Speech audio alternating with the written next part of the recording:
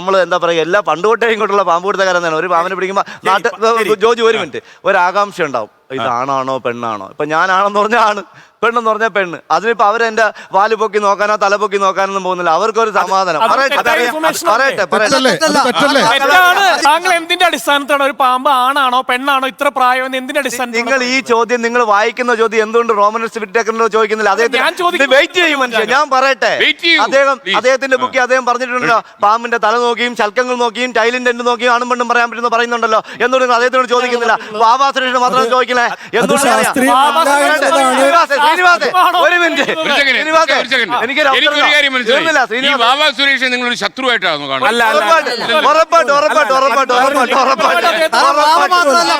വനംവകുപ്പിന് വേണ്ടി പാമ്പടിയുണ്ട് മുഴുവൻ ആൾക്കാരും ഇപ്പൊ ശത്രുക്കളാണ്. ഞാനോ വാവയാണ്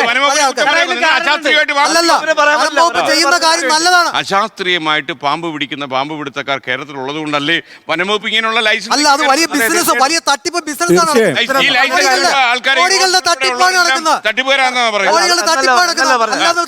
സാറേ, അപ്പൊ പിന്നെ ഞങ്ങൾക്ക് മുമ്പ് വന്ന ഇവരെല്ലാം തട്ടിപ്പുകാരായിരുന്നു.